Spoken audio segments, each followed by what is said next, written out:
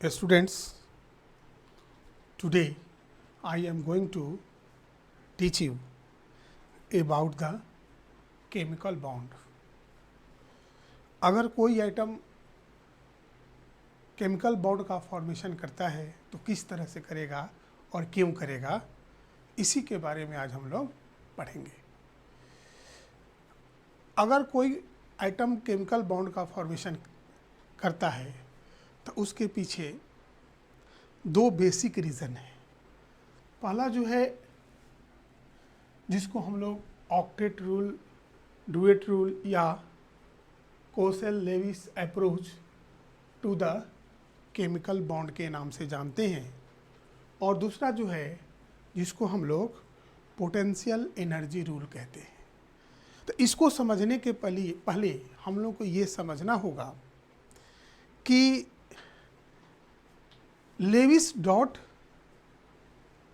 Symbol क्या है, और सेकेंड इनर्ट गैस कॉन्फ़िगरेशन।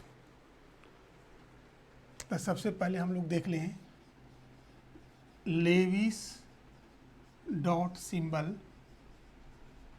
या इसको लेविस सिंबल के नाम से भी हम लोग जानते हैं। इसके बारे में पहले हम लोग देख लें।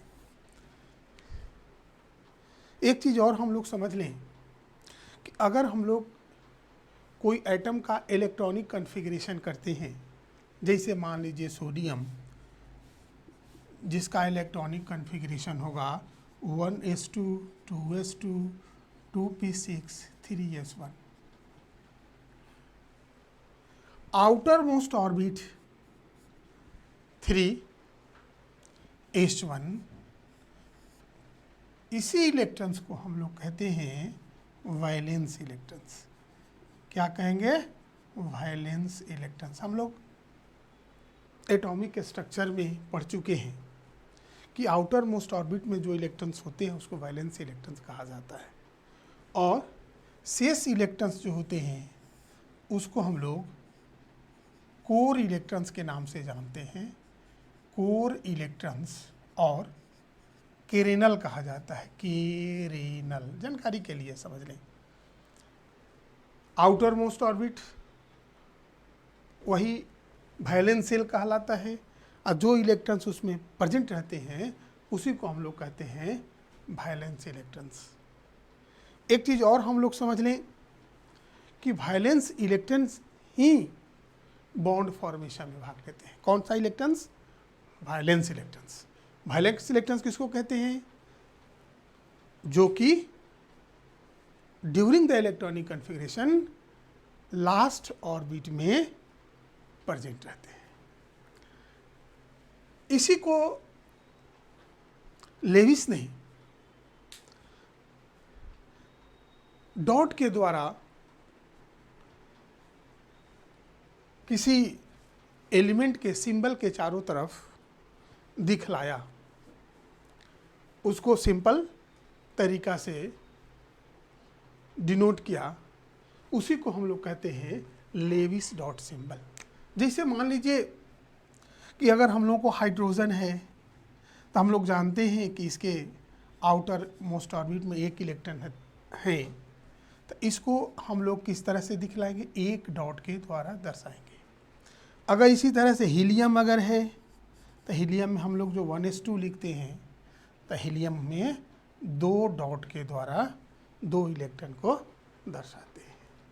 इसी तरह से अगर हम लोग देख लें लिथियम, जिसका इलेक्ट्रॉनिक कॉन्फ़िगरेशन 1s2 2s1 होता है, इसमें आउटर मोस्ट ऑर्बिट में एक इलेक्ट्रॉन है, इसलिए इसको एक डॉट के द्वारा दर्शाएंगे। इसी तरह से बेरिलियम में 2 होता है, तो 1s2 4 1s2 2s2, तो हम लोग जो बेरिलियम को सिंबल के द्वारा दर्शाएंगे इसमें दो इलेक्ट्रॉन है। इसी तरह से अगर हम लोग बोरॉन, एटॉमिक नंबर 5 होता है, 1s2 2s2 2p1, outer most orbit में 3 इलेक्ट्रॉन है, इसलिए बोरॉन में के चारों तरफ जो इलेक्ट्रॉन्स को दर्शाएंगे 3 डॉट के द्वारा दर्शाते हैं। इसी तरह से कार्बन में 1s2, 2s2, 2p2, इसमें वैलेंस इलेक्ट्रॉन्स की संख्या 4 होती है, इसलिए कार्बन के चारों तरफ जो डॉट दिखलाएंगे 4 डॉट दिखलाएंगे जो कि 4 वैलेंस इलेक्ट्रॉन्स को इंडिकेट करेगा। इसी तरह से नाइट्रोजन में 7 1s2, 2s2, 2p3, तो नाइट्रोजन में वैलेंस इलेक्ट्रॉन की संख्या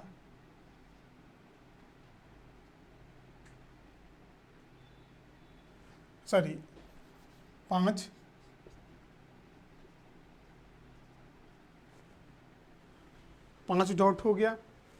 इसी तरह से अगर हम लोग देखें ऑक्सीजन का 8 होता है तो 1s2, 2s2, 2p4, इसमें वैलेंस इलेक्ट्रॉन की संख्या कितना है 6 है, इसलिए ऑक्सीजन के चारों तरफ कितना डॉट दिखलाएंगे 6 डॉट दिखलाएंगे।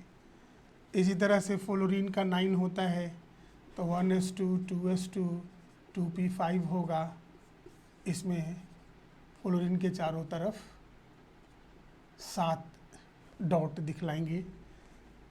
इसके बाद नियॉन 10 होता है, हम लोग 1s2, 2s2, 2p6 हो गया। इसका मतलब इसमें वैलेंस इलेक्ट्रॉन की संख्या 8 है, तो हम लोग नियन के चारों तरफ 8 डॉट दिखलाएंगे जो कि वैलेंस इलेक्ट्रॉन्स को इंडिकेट करेंगे। तो इसी को हम लोग लेविस डॉट सिंबल के द्वारा शो करते हैं। अब हम लोग ये देख सकते हैं कि इसका रियल में सिग्निफिकेंस क्या है, आखिर हम इसको क्यों पढ़ते हैं। तो इसका सिग्निफिकेंस होता है कि पहले देख लें कि सिग्निफिकेंस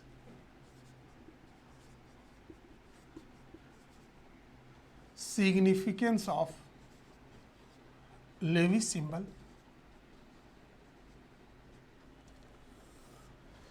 अगर लेविस सिंबल में किसी आइटम के चारों तरफ अगर 4 से कम डॉट हो या 4 के बराबर हो तो उसकी वैलेंसी जितने डॉट होते हैं वही होती है। मतलब if the number of valence electrons is 4 or less than 4, then valency of that atom will be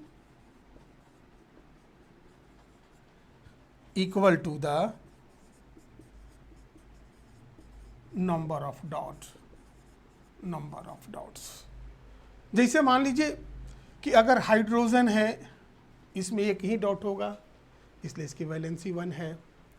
इसी तरह से अगर हम लोग बेरिलियम में 2 होगा तो इसकी वैलेंसी 2 होगी। बोरॉन में 3 डॉट होता है तो इसकी वैलेंसी 3 होगी। कार्बन में 4 डॉट होता है इसलिए इसकी वैलेंसी 4 होगी। फिर से देख लें, अगर डॉट की संख्या को काउंट करके हम लोग आराम से उसका वैलेंसी बता सकते हैं। तो हाइड्रोजन में चूंकि वैलेंसी इलेक्ट्रॉन की संख्या 1 है तो वैलेंसी 1 है, बेरिलियम में 2 है तो वैलेंसी 2 है, बोरॉन में 3 है तो वैलेंसी 3 है, कार्बन में 4 है तो उसकी वैलेंसी 4 होगी। सेकेंड में अगर हम लोग देखते हैं कि अगर वैलेंसी इलेक्ट्रॉन की संख्या if the number of valence electrons is more than 4,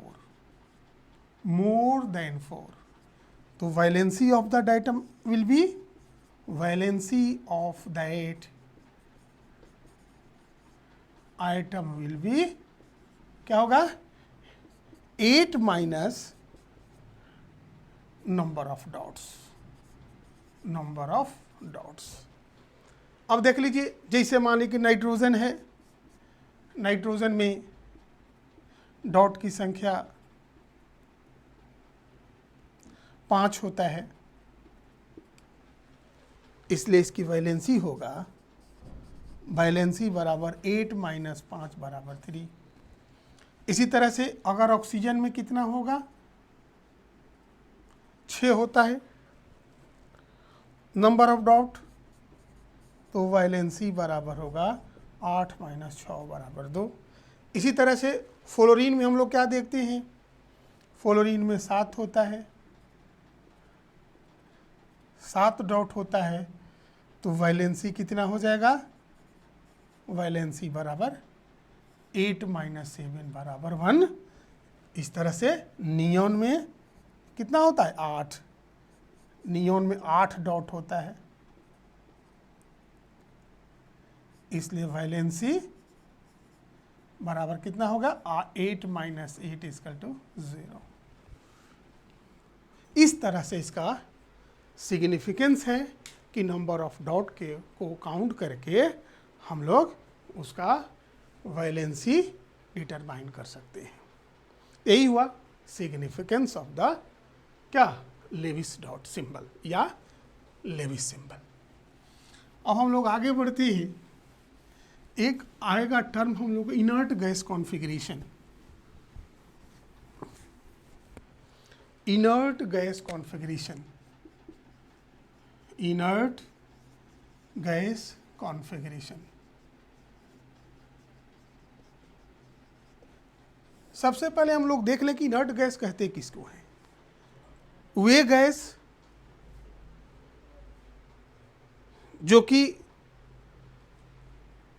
chemical bond के फॉर्मेशन में भाग नहीं लेते हैं, उसको हम लोग कहते हैं इनर्ट गैस कहते हैं, या इनर्ट आइटम के नाम से भी हम लोग बता सकते हैं। तो क्या होता है कि जो item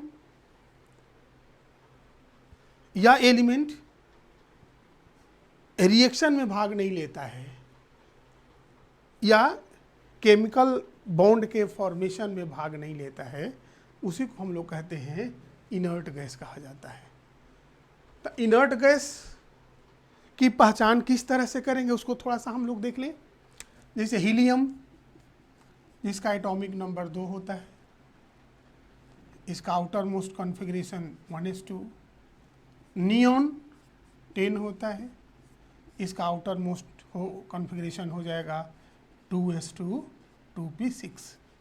outer most electronic configuration. Argon 18 होता है, 3s2 3p6। Krypton 36 4s2 4p6। Xenon 54 5s2 5p6। Radon Rn 86 6s2 6p6। हम लोग क्या देखें कि इसके आउटर मोस्ट ऑर्बिट में इलेक्ट्रॉन की संख्या 2 है, इसमें 8 है, इसमें भी 8 है, इसमें भी 8 है, इसमें भी 8 है और इसमें भी 8 है। मतलब अगर आउटर मोस्ट इलेक्ट्रॉनिक कॉन्फ़िगरेशन में अगर इलेक्ट्रॉन की संख्या 2 है, 8 है, 8 है, 8 है, तो उसको हम लोग इनर्ट आइटम के नाम से जानते हैं या इनर्ट एलिमेंट कहलाता है, और वो किसी भी प्रकार का केमिकल रिएक्शन में भाग नहीं लेता है। यही हमारा इनर्ट गैस कॉन्फ़िगरेशन कहलाता है। फिर से देख लें, हीलियम, नियॉन, आर्गन, क्रिप्टन, जेनन, रेडन को हम लोग इनर्ट गैस कहते हैं या इनर्ट आइटम कहते हैं या इनर्ट एलिमेंट कहते हैं, चूँकि ये किसी भी प्रकार का रासायनिक अभिक्रिया में, केमिकल रिएक्शन में भाग नहीं लेते हैं। इसकी पहचान किस तरह से होती है कि हीलियम के लास्ट में 2 इलेक्ट्रॉन है और सबके आउटर मोस्ट ऑर्बिट में 8 इलेक्ट्रॉन्स हैं। इसी के द्वारा ये पहचाने जाते हैं। तो इसी को हम लोग कहते हैं इनर्ट गैस कॉन्फ़िगरेशन या इनर्ट गैस कहलाते हैं। अब हम लोग आगे बढ़े कि ऑक्टेट रूल, डुएट रूल या Kossel Lewis approach to chemical bond क्या होता है। फर्स्ट में सबसे पहले इस रूल में या इस थ्योरी में हम लोग ये देखते हैं कि किसी भी आइटम के जो लास्ट ऑर्बिट में जो इलेक्ट्रॉन्स होते हैं उसको हम लोग वैलेंस इलेक्ट्रॉन्स के नाम से जानते हैं, और वही वैलेंस इलेक्ट्रॉन केमिकल बॉन्ड के फॉर्मेशन में भाग लेता है। जैसे अगर हम लोग देखें हाइड्रोजन 1s1 यही वैलेंस इलेक्ट्रॉन्स कहलाएगा। वैलेंस इलेक्ट्रॉन की संख्या इसमें कितनी होगी, 1 होगी। इसी तरह से अगर मान लीजिए कि मैग्नीशियम 12 होता है, 1s2 2s2 2p6 3s2, इसमें आउटर मोस्ट ऑर्बिट में 2 इलेक्ट्रॉन है, इसलिए इसमें वैलेंस इलेक्ट्रॉन की संख्या 2 होगी। और यही वैलेंस इलेक्ट्रॉन्स केमिकल बॉन्ड के फॉर्मेशन में भाग लेते हैं। अब हम लोग अब ये देखें कि इसका मतलब Kossel Lewis approach to chemical bond में 3 मेन कॉन्सेप्ट है। पहला जो कॉन्सेप्ट है वो है कि किसी भी आइटम के लास्ट ऑर्बिट में जो इलेक्ट्रॉन्स प्रेजेंट रहते हैं उसी को हम लोग वैलेंस इलेक्ट्रॉन्स कहते हैं, और वही जो इलेक्ट्रॉन्स होता है केमिकल बॉन्ड फॉर्मेशन में भाग लेता है। सेकेंड अगर हम लोग उसका देखें तो सेकेंड में होता है कि अगर कोई आइटम के लास्ट ऑर्बिट में 2 या 8 आइटम प्रेजेंट है तो वो बॉन्ड फॉर्मेशन में भाग नहीं लेता है। उसको हम लोग कहते हैं कि इनर्ट गैस है, और उसका जो इलेक्ट्रॉनिक कॉन्फ़िगरेशन होता है वो स्टेबल है। तो स्टेबल इलेक्ट्रॉनिक कॉन्फ़िगरेशन किस आइटम का होगा, जिसके लास्ट ऑर्बिट में 2 या 8 2 और 8 इलेक्ट्रॉन्स प्रेजेंट होंगे। ये सेकेंड हो गया। थर्ड में हम लोग क्या देखते हैं कि अगर कोई आइटम जिसके पास आउटर मोस्ट ऑर्बिट में 2 या 8 इलेक्ट्रॉन्स नहीं होते हैं, वे चाहते हैं कि किसी भी तरीका से हम आउटर मोस्ट ऑर्बिट में 2 या 8 इलेक्ट्रॉन को प्राप्त कर लें, उसी को हम लोग कहते हैं क्या कि they have tendency to attain 2 और 8 electrons in their outermost orbit to attain a stable electronic configuration. अब हम लोग इसमें क्या देख लीजिए इस 3 रूल के अनुसार। पहला कि फर्स्ट में हम लोग क्या देखें कि अगर कोई आइटम है जिसके आउटर मोस्ट ऑर्बिट में जो इलेक्ट्रॉन्स होते हैं उसी को वैलेंस इलेक्ट्रॉन्स कहते हैं, वही केमिकल रिएक्शन में भाग लेता है या केमिकल बॉन्ड के फॉर्मेशन में भाग लेता है। सेकेंड में हम लोग क्या देखें कि कोई आइटम अगर है जिसके लास्ट ऑर्बिट में या वैलेंस इलेक्ट्रॉन की संख्या 8 या 2 है, तो उसको हम लोग कहते हैं कि वो कोई भी बॉन्ड फॉर्मेशन में भाग नहीं लेता है, और उसका जो इलेक्ट्रॉनिक कॉन्फ़िगरेशन होता है वो स्टेबल होता है। थर्ड में हम लोग क्या देखें कि अगर किसी भी आइटम के लास्ट ऑर्बिट में अगर 2 या 8 इलेक्ट्रॉन नहीं है तो उसकी टेंडेंसी होती है कि 2 या 8 इलेक्ट्रॉन को प्राप्त कर लें, उसी के कारण वो बॉन्ड का फॉर्मेशन करता है। अब हम लोग एक चीज और देख लें कि ऑक्टेट रूल और डुएट रूल क्या हुआ। तो अगर एटम की टेंडेंसी होती है कि 2 इलेक्ट्रॉन को प्राप्त कर लें, मतलब हीलियम का स्ट्रक्चर प्राप्त कर लें, हीलियम का इलेक्ट्रॉनिक कॉन्फ़िगरेशन प्राप्त कर लें, तो हम उसको क्या कहेंगे कि डुएट रूल है। अगर एटम की टेंडेंसी होती है कि आउटर मोस्ट ऑर्बिट में 8 इलेक्ट्रॉन को प्राप्त कर लें, तो हम उसको क्या कहेंगे कि ऑक्टेट रूल कहेंगे। तो इस तरह से हम लोग ऑक्टेट रूल और डुएट रूल के नाम से भी उसको जानते हैं। जैसे हाइड्रोजन है, हाइड्रोजन क्या करेगा, इसके पास 1 इलेक्ट्रॉन होता है, तो किसी दूसरे एटम के 1 इलेक्ट्रॉन के साथ मिलकर शेयरिंग करेगा या डोनेट करेगा, तो हम लोग क्या कहेंगे उसको H2 का फॉर्मेशन कर लिया, H2 का फॉर्मेशन किया। मतलब इसके पास कितनी टेंडेंसी है कि 2 इलेक्ट्रॉन को प्राप्त कर लें, तो इसको हम लोग क्या कहते हैं कि डुएट रूल कहेंगे। अगर कोई एटम है, जैसे मान लीजिए नाइट्रोजन ही है, इसके पास 5 इलेक्ट्रॉन्स होता है वैलेंस शेल में, तो ये शेयरिंग करेगा, ये भी ये इस तरह से शेयरिंग करके आपने क्या किया, ऑक्टेट को पूरा कर लिया। काउंट कर लीजिए, 5 और 3 8, 5 और 3 8। तो इसको हम लोग क्या कहेंगे कि ये ऑक्टेट रूल के अनुसार अपनी स्टेबिलिटी को प्राप्त किया, और ये डुएट रूल के अनुसार अपनी स्टेबिलिटी को प्राप्त कर लिया। स्टेबिलिटी मतलब इनर्ट गैस कॉन्फ़िगरेशन, मतलब आउटर मोस्ट ऑर्बिट में 2 इलेक्ट्रॉन, 2 या 8 इलेक्ट्रॉन्स को प्राप्त कर लिया।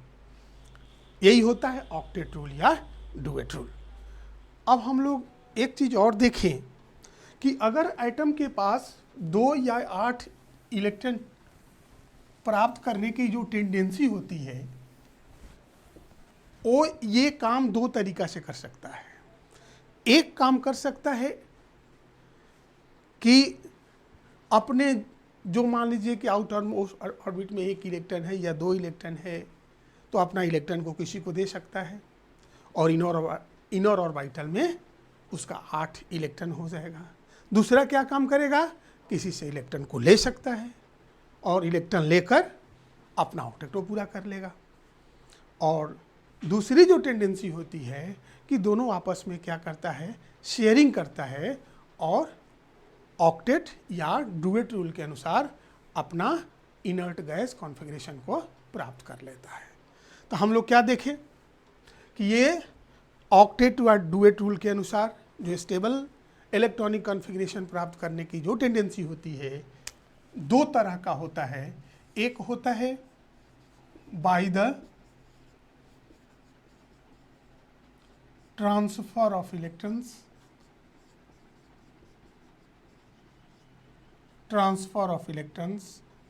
from one atom to the other atom, और दूसरा होता है by the sharing of electrons.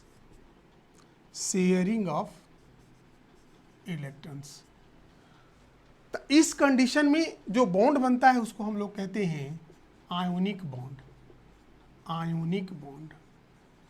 और by the sharing of electrons के द्वारा जो बॉन्ड का फॉर्मेशन होता है उसको हम लोग कहते हैं कोवैलेंट बॉन्ड।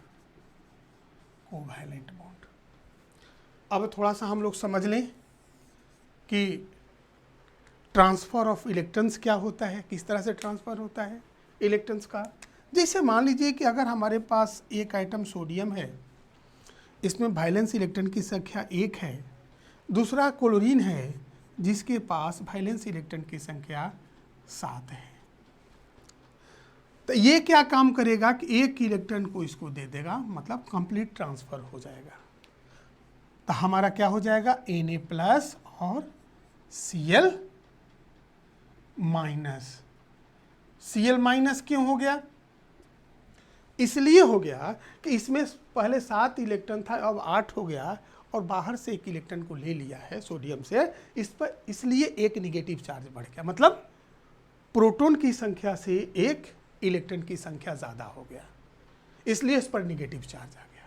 और सोडियम अब इसके पास एक इलेक्ट्रॉन था ही, वो किसी को उसको दे दिया। तो अब एक चीज़ और हम लोग देख लें कि सोडियम में 11 जो एटॉमिक नंबर होता है 1s2, 2s2, 2p6, 3s1 अगर हम लोग लिखते हैं, ये अगर इलेक्ट्रॉन दे देता है तो इसके पास कॉन्फ़िगरेशन देख लीजिए, ये इनर ऑर्बिटल में 6 या 2 8 इलेक्ट्रॉन्स बच जाता है। तो ये अपना ऑक्टेट को किस तरह से पूरा कर लिया, एक इलेक्ट्रॉन को देकर। और क्लोरीन में हम लोग क्या देखते हैं, देख लीजिए क्लोरीन का भी 17 होता है, 1s2, 2s2, 2p6, 3s2, 3p5, ये 5 और 2 7 इलेक्ट्रॉन्स हैं इसके आउटर मोस्ट ऑर्बिट में। अगर एक इलेक्ट्रॉन ले लेता है तो कितना हो जाएगा, 8 हो जाएगा इसका, +1 अगर हम लोग एक इलेक्ट्रॉन ऐड कर दें, कहाँ से आया हो, सोडियम से आया, तो 8 हो जाएगा। और इसमें एक इलेक्ट्रॉन इसे चला गया तो इसमें कितना होगा, ई भी 8 हो गया। मतलब ई भी अपने ऑक्टेट को पूरा कर लिया, ई भी अपने ऑक्टेट को पूरा कर लिया। इस तरह से हम लोग देखें कि इसमें इलेक्ट्रॉन का कंप्लीट ट्रांसफर होता है एक एटम से दूसरे एटम में, और जो बॉन्ड का फॉर्मेशन इसके द्वारा होता है उसको हम लोग कहते हैं आयोनिक बॉन्ड, आयोनिक बॉन्ड। एक चीज और हम लोग देख लें, हम लोग आगे डिटेल्स में पढ़ेंगे कि क्या कारण है, किस में किस तरह का बॉन्ड का फॉर्मेशन होगा और क्यों होगा, डिटेल्स में हम लोग पढ़ेंगे बाद में। अब देख लीजिए एक चीज और इसमें हम लोग देख लें कि इलेक्ट्रोवायलेंसी किसको कहते हैं। इलेक्ट्रोवायलेंसी ऑफ द एटम क्या कहलाता है कि जितना नंबर ऑफ इलेक्ट्रॉन्स एक एटम गेन करता है या दूसरा एटम उसको प्रोवाइड करता है कंप्लीट ट्रांसफर के द्वारा, तो उसी को हम लोग कहते हैं कि उसकी इलेक्ट्रोवायलेंसी वही है। जैसे सोडियम है, एक इलेक्ट्रॉन को इसको दे दिया तो सोडियम की इलेक्ट्रोवायलेंसी 1 हो गई। क्लोरीन एक इलेक्ट्रॉन ले लिया तो इसकी इलेक्ट्रोवायलेंसी 1 हो गई। मतलब जितना नंबर ऑफ इलेक्ट्रॉन्स का ट्रांसफर होता है एक एटम से दूसरे एटम में, वही उस एटम की इलेक्ट्रोवायलेंसी कहलाती है। और जिस कंपाउंड में इस तरह का मतलब आयनिक बॉन्ड का फॉर्मेशन होता है, उस कंपाउंड को हम लोग आयनिक कंपाउंड के नाम से जानते हैं। बहुत सा इसका एग्जाम्पल होगा, हम लोग बाद में देखेंगे। अब हम लोग थोड़ा सा देख लें कि by the sharing of electrons किस तरह से कोवैलेंट बॉन्ड का फॉर्मेशन होता है। अब जैसे मान लीजिए कि हाइड्रोजन है, हम लोग आगे पढ़ेंगे कि शेयरिंग क्यों करता है और दूसरा आइटम ट्रांसफ़र क्यों करता है। अलग अलग कंडीशन होते हैं जिसको हम लोग डिटेल में बाद में पढ़ेंगे। अभी हम लोग देख लें, एक इलेक्ट्रॉन हाइड्रोजन के पास है, इसके पास भी एक इलेक्ट्रॉन है, मतलब वैलेंसी इलेक्ट्रॉन्स। तो ये क्या कम करेगा, एक दूसरे के साथ म्यूचुअल शेयरिंग करेगा, और जिसके कारण ये इसमें डुएट रूल के अनुसार इसके पास भी 2 इलेक्ट्रॉन हो गया, इसके पास भी 2 इलेक्ट्रॉन हो गया। इस तरह से इसी को हम लोग कहते हैं शेयरिंग ऑफ इलेक्ट्रॉन्स के द्वारा बॉन्ड का फॉर्मेशन होना। अब उस बॉन्ड को हम लोग कहते हैं कोवैलेंट बॉन्ड। अब हम लोग एक चीज़ और देख लें कि कोवैलेंट बॉन्ड 2 तरीका से होता है, मतलब क्या कह सकते हैं उसको कि 2 प्रकार का होता है। एक by the mutual sharing of electrons, एक को हम लोग क्या कहते हैं बाय द म्यूचुअल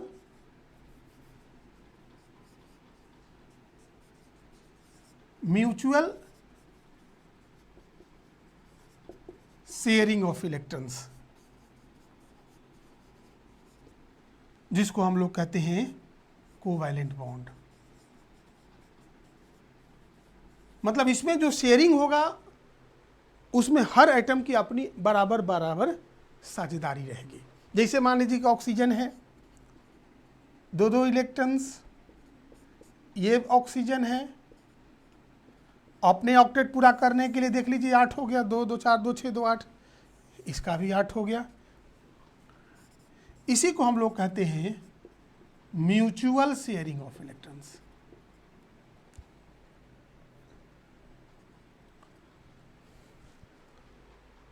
सेकेंड हम लोग जो देखेंगे वो होगा, शेयरिंग तो होगा लेकिन दोनों आइटम क्या दोनों इलेक्ट्रॉन्स एक ही आइटम देता है, बाय द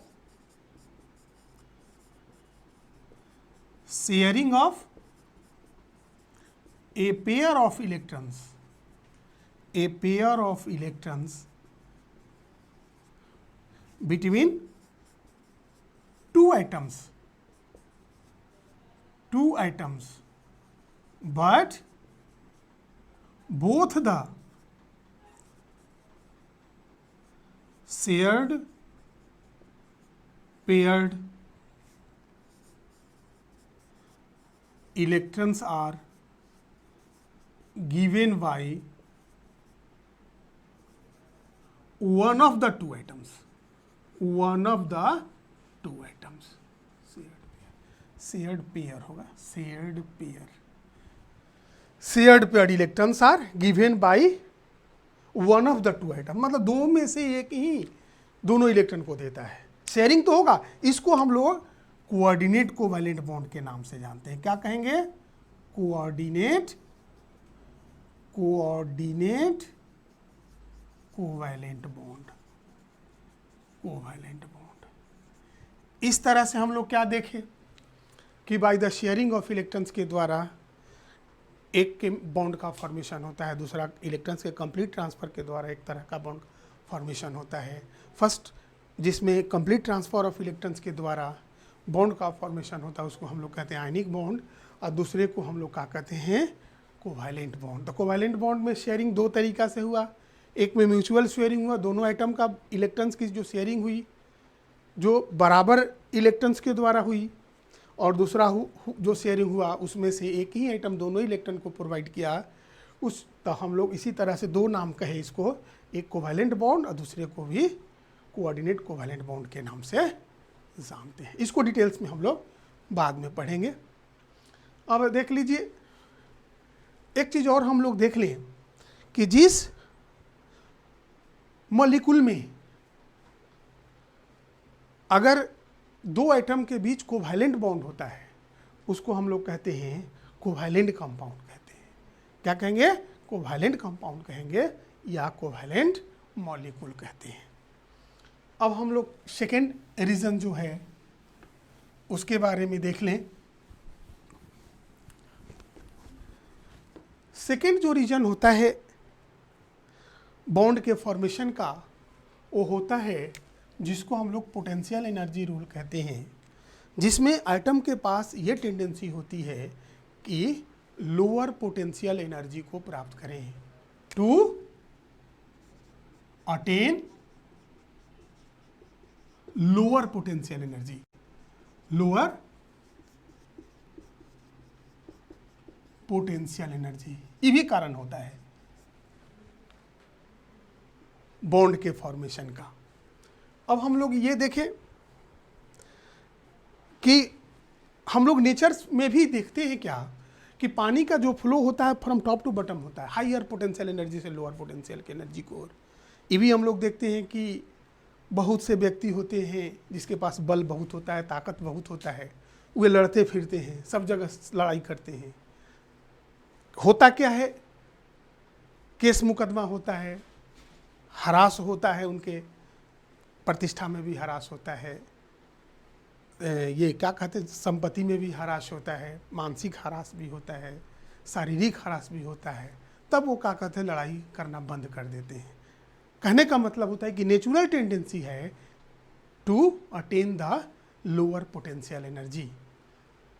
अब देख लीजिए एटम के केस में क्या होता है कि दूसरे एटम के नज़दीक आता है तो हम लोग देखते हैं एक एटम का इलेक्ट्रॉन्स और दूसरे का न्यूक्लियस,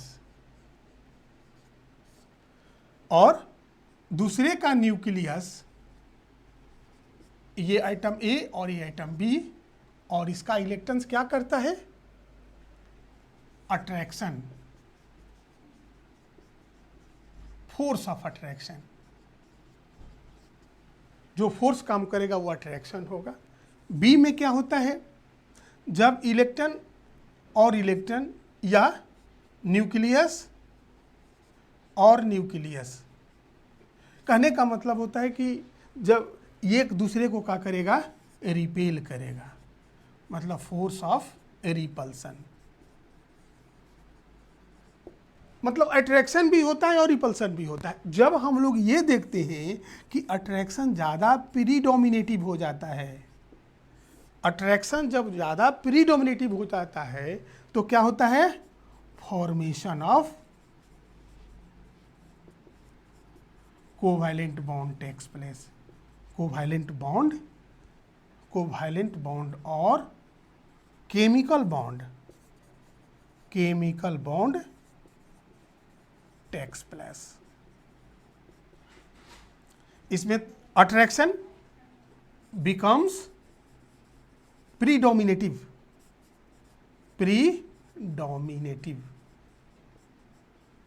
ओवर रिपल्सन।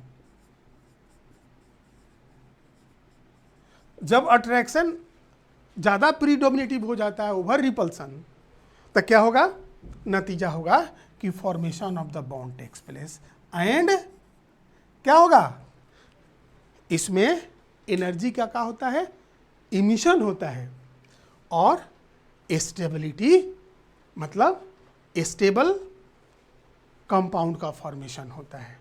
तो हम लोग क्या देखे कि अट्रैक्शन अगर होगा तो उस कंडीशन में क्या होगा कि जो बॉन्ड बनेगा वो ज़्यादा स्ट्रांग होगा, उस मॉलिक्यूल की स्टेबिलिटी उतना ही ज़्यादा होगी। और डी में हम लोग क्या देखते हैं कि अगर formation of bond is exothermic in nature,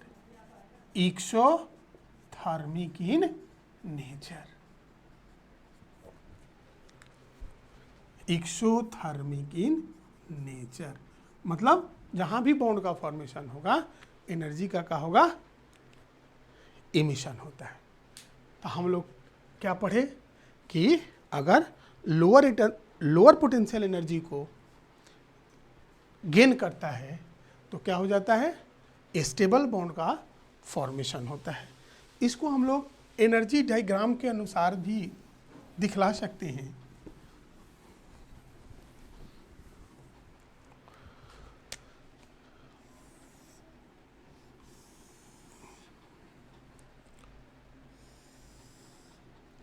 ये हो गया एनर्जी, ये 0 हो गया, ये होगा इंटर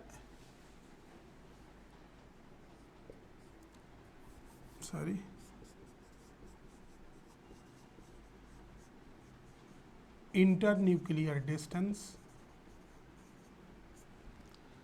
ये हम लोग देखें,